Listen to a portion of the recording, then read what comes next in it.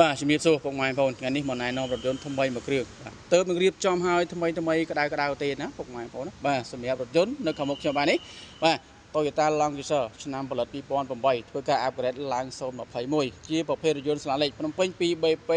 6228ណាពុកម៉ែបងប្អូនបាទហើយសម្រាប់អេតាឡានបងប្អូនយើងមើលអេតាផ្នែកខាងក្រៅមកបាទទឹកថ្នាំគឺនៅស្អាតមកជុំតែម្ដងណាពុកម៉ែបងប្អូនបាទធានាជូនចំពោះពុកម៉ែបងប្អូនអត់មានរថយន្តបុកប៉ះកាត់តស្ងោររពណ៌ទេពុកម៉ែបងប្អូនបាទស្បកកង់ថ្មីយ៉ាងថ្មី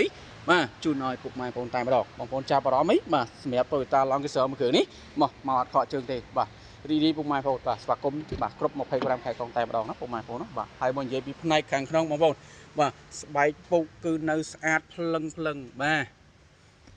នេះពុកម៉ែបងប្អូនណាបាទស្អាតថ្មីបាទលះតែម្ដងបាទផ្នែកជាងទ្វារ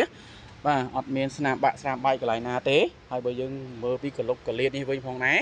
បាទគឺភ្លឹងណាពុកម៉ែបងប្អូនណាបាទចង់ចាប់អារម្មណ៍អាចតាក់ទងស៊ូបានណាបាទសម្រាប់ពុកម៉ែបងប្អូនដែលស្រឡាញ់ប្រភេទរថយន្តខ្ពស់បាទចង់បាន Land Cruiser បាទយកទៅប្រើប្រាស់លក្ខណៈថាមើលទៅបាទរៀងអភិជននេះចឹងដែរណាពុកម៉ែបងប្អូនណាបាទ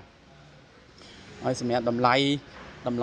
ម្រាប់ Land Cruiser មួយគ្រឿងនេះបាទតម្លៃទាំង20000ជាងទេណាពុកម៉ែបងប្អូនណាបាទតិចទៀតខ្ញុំនឹងបញ្ជាក់តម្លៃច្បាស់ឲ្យពុកម៉ែបងប្អូនតែម្ដងបាទអេតាខាងក្រៅស្អាតថ្មីណាពុកម៉ែបងប្អូនណាបាទខាងក្នុងក៏ស្អាតបាទមុខក្រោយបាទហើយបើផ្នែកខាងតកង់បាទinterior អត់មានកន្លែងណាបាក់បាយទេពុកម៉ែបងប្អូនណាបាទគឺនៅស្អាតទាំងអស់បាទតោះសម្រាប់តម្លៃ Toyota Land Cruiser ឆ្នាំផលិត2008មួយគ្រឿងនេះពុកម៉ែបងប្អូនបាទអញ្ចឹងគឺធ្វើការឡើងមុខហើយអស់ហើយបាទតម្លៃ 28500 ណាពុកម៉ែបងប្អូនបាទ 28500 ពុកម៉ែបងប្អូនចង់ទិញដាច់ក៏បានចង់វាយដូរក៏បានចង់បងរំលោះក៏បានដែរបងប្អូនមានរថយន្តផ្សេងដែលជិះផ្ទាល់ខ្លួនចង់វាយដូរហ្នឹងមកពុកម៉ែបងប្អូនបាទអញ្ជើញបើកបណ្ដោះទីតាំងមកបាទ